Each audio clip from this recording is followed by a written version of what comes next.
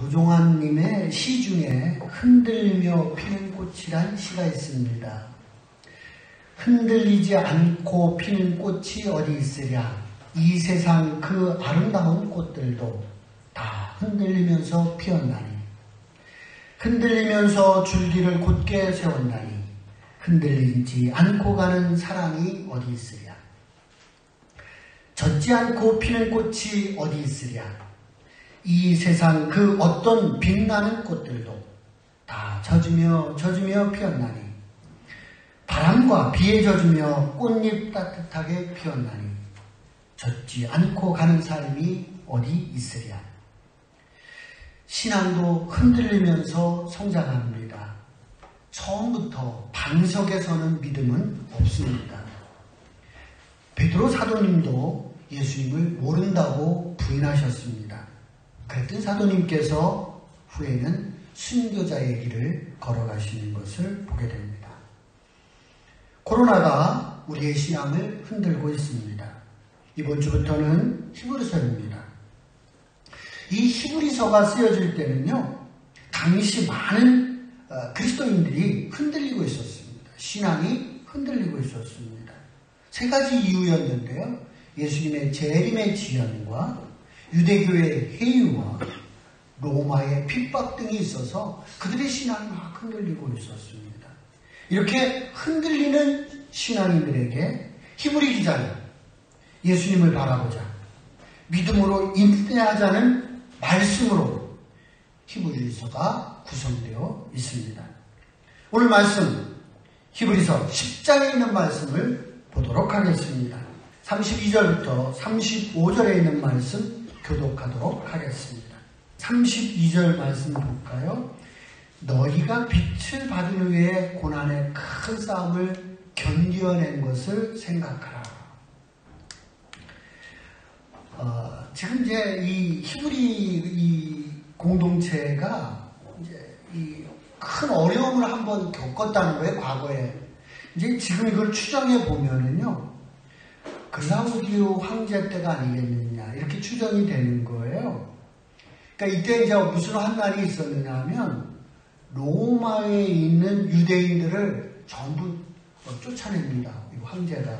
그때 유대인들 속에 누구까지 포함되느냐 하면 기독교인까지 포함되어 있었어요.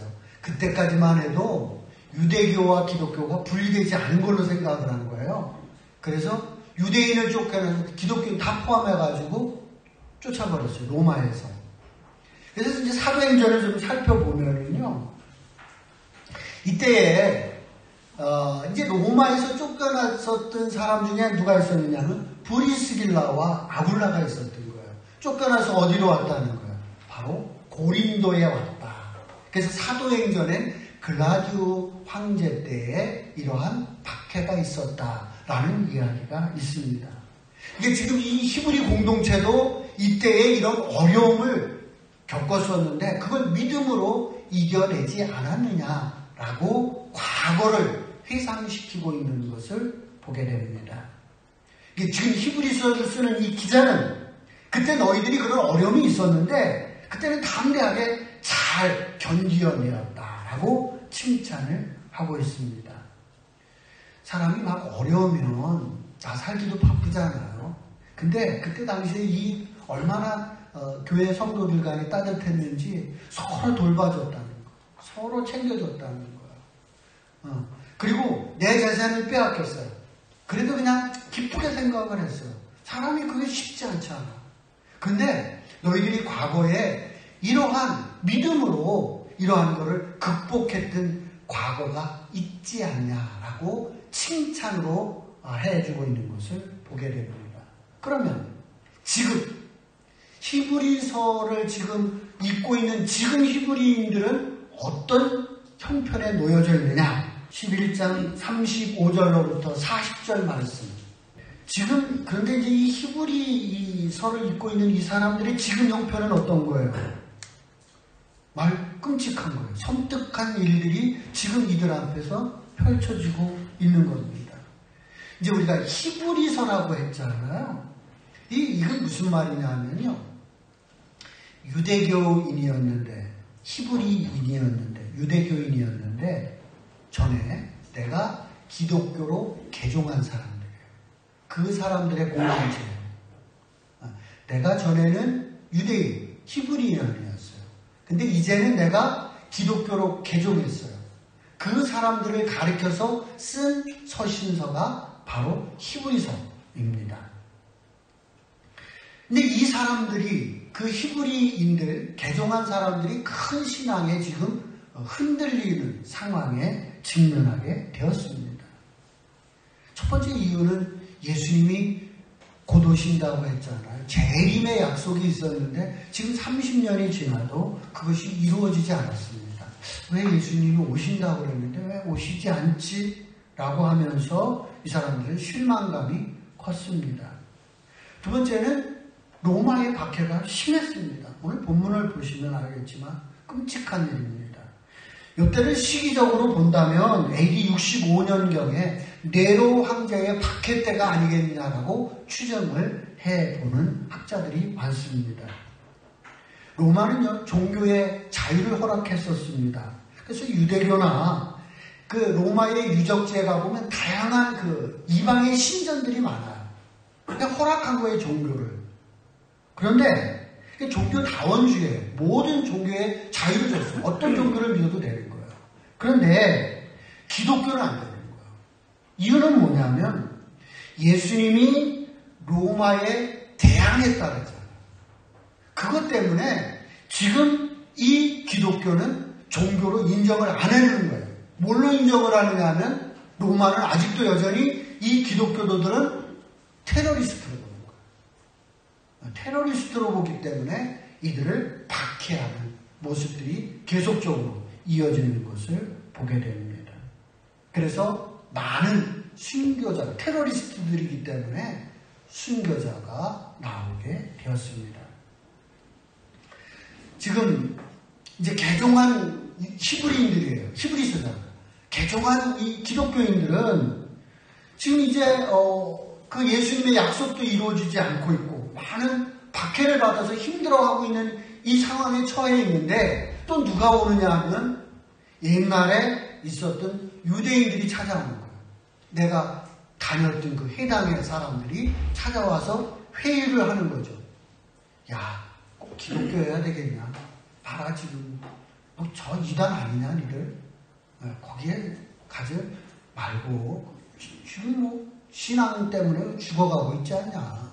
다시 우리한테 돌아와서 신앙생활하자. 이제 회의 꼬시는 사람들이 주변에 많이 있었다는 거죠. 그러니까 이 히브리 개종했던 사람들이 너무 이런 이야기들에 신앙 전체가 흔들리고 있었던 상황이 지금 이 히브리서의 배경이 되겠습니다. 글라우디오 황제 때는 그들이 잘 믿음으로 견뎌냈지만 이 네로의 박해 앞에서는 그들의 신앙이 흔들리는 모습을 만나게 됩니다. 사실은 그도 그럴 것이 37절 보세요. 돌로 치는 것과 톱으로 펴는 것과 칼로 죽임을 당하고 양과 소의 염소의 가죽을 입혀서 짐승의 우리에 넣었다는 거 아니겠어요? 얼마나 끔찍한 일들이 벌어지고 있었습니까? 그러니까 이렇게 핍박이 막 오니까 개종한 기독교인들은 이제 어떤 현상이 벌어지게 되냐면 예배에 참석을 하지 않아요. 모임에 참여하지 않습니다. 그리고 배교자들도 늘어나기 시작을 했습니다. 그래서 이제 히브리 기자는 이제 글을 써서 편지잖아요. 편지를 써서 이 흔들리고 있는 히브리인들에게 위로를 해주는 거예요. 격려를 해주는 거예요. 그 내용이 담겨 있는 것이 히브리서입니다. 그러니까 이 내용은 편지의 형식을 쓰고 있는데 실은 설교문이에요. 설교예요, 설교. 자세히 여러분들이 꼭 읽어보시면 막 흔들리고 있으니까 이 히브리 기자가 한편의 설교를 해서 너희들이 믿음으로 서라. 흔들리지 말고 담대하게 서라고 설교하고 있는 내용이 히브리서의 전체적인 내용이다. 이렇게 보면 좋겠습니다. 우리도 흔하게 신앙이 흔들리는 사람들을 만나게 됩니다. 코로나로 흔들리는 사람들도 많다고 합니다. 목회자 때문에 흔들리는 사람들도 많습니다. 교회 때문에 흔들리는 사람도 많잖아. 자신의 문제로 신앙이 흔들리기도 합니다. 정말 이럴 때 우리가 어떻게 극복해야 되는가? 사실은 남 얘기가 아니라 내 문제도 그럴 때가 있잖아. 나도 그럴 때가 있잖아. 내 신앙이 흔들릴 때가 있잖아. 이럴 때 우리가 어떻게 극복해야 하는지가 이 히브리서 속에서 여러분들이 발견해 가시기를 소망합니다. 히브리서 1장 1절부터 3절 말씀 교독하겠습니다. 1절입니다. 히브리서 기자는요, 1절에 보면 선지자, 4절에 보면 천사, 또 넘어가면 모세, 제사장 같은 히브리인들이 익숙한 내용으로 본면을 시작하고 있습니다. 상대방을 뭔가 설득하기 위해서는요, 먼저 내 이야기를 하는 것이 아니라 상대방의 입장을 이해해야 하는 겁니다. 히브리 기자는 내 이야기를 먼저 하기 전에 상대방들이 익숙한 내용들로 이 서신서를 써간다는 거죠. 이 히브리인들이 가장 익숙한 게 뭐냐면은 선지자, 천사, 제사장, 모세 이런 것들이 아주 익숙하거든요. 그러한 이야기로 이 이야기의 실마리를 풀어가고 있는 것을 우리는 볼 수가 있습니다. 히브리 기자는요, 사실 지금 이 히브리인들의 이런 신앙의 모습이 마음에 들지는 않습니다. 그렇다고 막 화를 낼 수는 없잖아. 잘 설득하고 달래는 글을 이 히브리서에 기록되어 있습니다. 그러면 이 히브리 기자는 어떤 마음으로 그 자신은 어떤 신앙을 가지고 있느냐? 바로 1장 1절에서부터 3절까지가 이 히브리 기자의 신앙이에요. 나는 이런 신앙을 가지고 있다. 너희들도 이런 신앙을 다시 회복하기를 원한다. 라는 내용이 바로 1장 1절에서부터 3절까지. 그러니까 이러한 그 마음이 끝까지 이어지는 거예요. 내가 이런 마음이 있는데 너희들도 이렇게 회복됐으면 좋겠다 하는 마음이 계속해서 가고 있는 것이 바로 1장 1절에서 3절 말씀입니다. 그러니까 이 부분을 잘 해석해야 돼요. 다시 한번 좀 보도록 합니다. 이제 1절 보세요. 1절 하반절에 보면 그렇게 나와 있어요. 하나님께서 아들을 통하여 우리에게 말씀하셨다. 이제 이렇게 얘기하고 있잖아요. 이 아들이 누구예요? 예수님이죠. 하나님께서 그의 아들을 통하여 지금 말씀하고 있다는 거죠. 이 아들은 누구예요? 만유의 상속자라는 겁니다. 여기서 만유라는 것은 뭡니까? 만유의 주제라고 그러잖아요. 만유가 뭐죠? 우주에 존재하는 모든 것의 상속자라는 것. 만유. 이 세상에 존재하는 모든 것의 상속자가 되시는, 주재하시는 분이 누구냐? 바로 너희들이 고백했던 그 하나님의 아들 예수다. 나도 그렇게 믿는다는 거예요. 예수님은 누구냐? 만유의 주재가 되신다. 세상의 모든 것을 주장하시는 예수님이다 하고 고백을 하고 있습니다. 그 예수님께서는 천지 창조에도 함께 하셨던 하나님이다. 나는 그렇게 믿는다는 거예요. 예수님이 누구냐? 나는 그 예수님은 바로 천지 창조하셨던 그 하나님과도 함께 하셨던 하나님으로 나는 믿는다. 히브리 기자 자기의 신앙을 고백하는 거예요. 3절에 그렇게 또 말씀하고 있습니다. 예수님은 하나님의 본체를 입고 오신 하나님이다. 하나님의 본체이신 분이 이곳에 오신 것이다 라고 이야기하고 있습니다. 예수님은 말씀으로 만물을 붙들고 계십니다.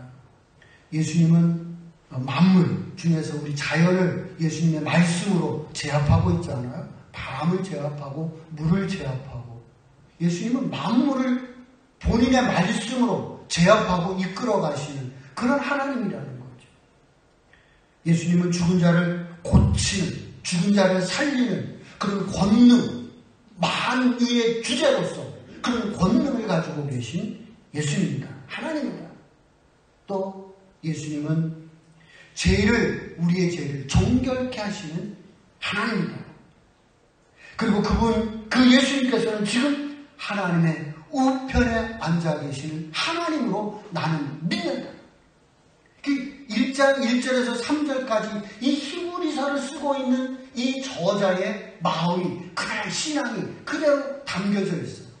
그래서 막 흔들리고 있는 그들에게, 여러분, 우리가 과거에 그러지 않았습니까? 우리도 예수를 주라고 믿었고, 예수를 하나님으로 믿었고, 예수를 만유의 주제라고 우리가 고백하며 믿지 않았습니까? 지금 우리가 흔들릴 것이 아니라 여러분들의 우리가 믿음을 다시 회복해야 합니다.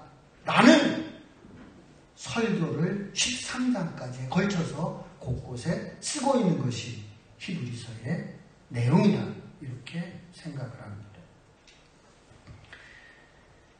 히브리 기자는 예수님을 하나님의 상속자로, 창조의 대행자로, 만물의 주권자로 선포를 하고 있습니다.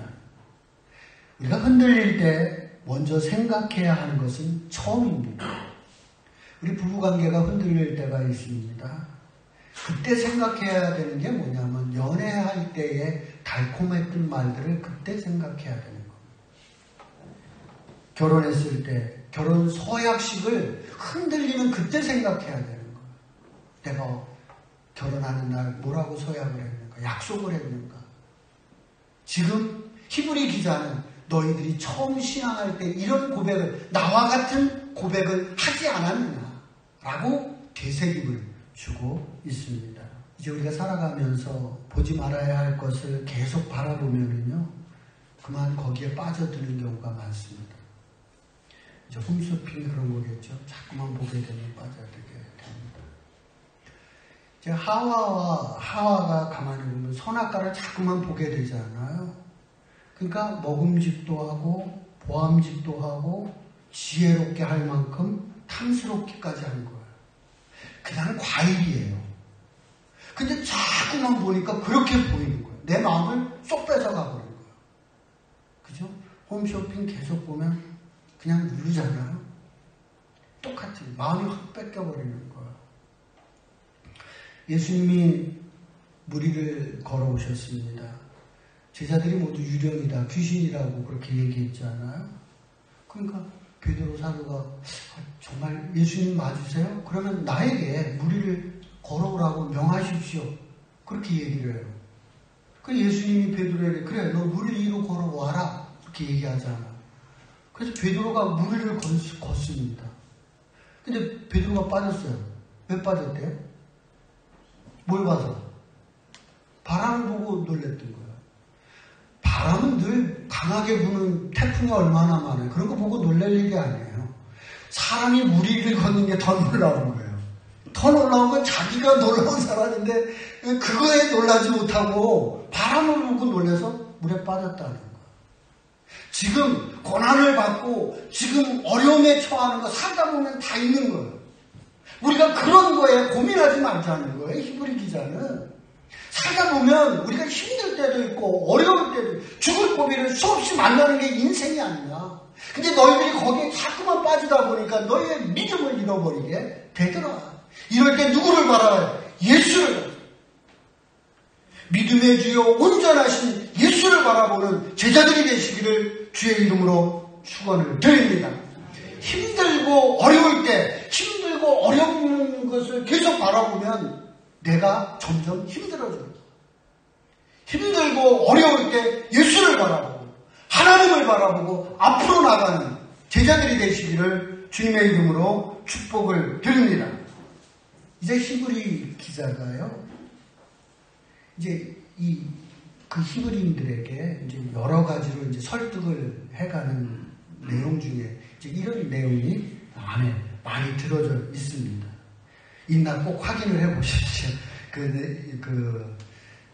우리 셀 나눔 안에 기록해놨는데 이야기인데요. 너희들도 신앙생활을 하면서 예수님이 주시는 큰 은혜를 경험하지 않았느냐? 우리 신앙생활하면서 받아 은혜가 있지 않냐?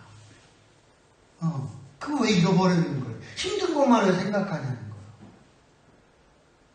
우리가 예수 믿으면서 받았을 때 그 기쁨과 감동도 있었지 않느냐? 그런 거를 잃어버리고 왜 어려운 것만 고민하고 그것만 생각을 하고 있냐라고 이야기를 하고 있습니다. 예수님께서 너에게 상을 줬던 거 그런 거 없었느냐? 너 잘한다고 칭찬해 주는 것 없었느냐? 그런 거 한번 생각해 보라는 거죠. 예수님께서 너들 병들었던 사람들을 고쳤던 거 그런 거 없었느냐? 너희 교회 안에는 물어보는 거죠. 너희 주변에 그런 사람은 없어요. 지금 순교자들만 왜 그렇게 불쌍하게 보고 그러느냐? 죽는 것만. 하나님께서 살린 기적도 너희들 있었는데 왜 죽은 것에만 그렇게 집착을 하고 힘들어하고 슬퍼하느냐? 하나님이 살린 그 감동을 왜 잃어버렸느냐? 라는 이야기가 곳곳에 이야기를 하면서 우리가 그때 하나님께서 너희들에게 줬던 그 감동을 잊지 않았으면 회복했으면 좋겠다라고 말씀을 하고 있습니다. 지금 이 고난을 견디는 것 힘든 겁니다. 그거를 히브리 기자도 알고 있고요. 또 나만 알고 있는 게 아니라 누가 알고 있다는 거예요? 예수님이 알고 있다. 하나님이신데 모르시겠어요? 예수님이 알고 있다.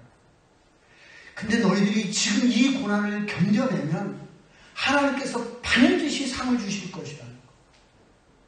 믿습니까? 네. 하나님이십니다. 보고 계시고 확인하시고 정확하십니다. 여러분들이 믿음을 가지고 지금 이 고난을 견뎌낸다면 분명하시고 확신하신 그 신이신 하나님께서 가만히 있지 않습니다. 반드시 상을 주실 것이니까 상 주시는 일을 믿고 너희들이 이 고난에 견뎌내라고 히브리 기자는 설교하고 있습니다.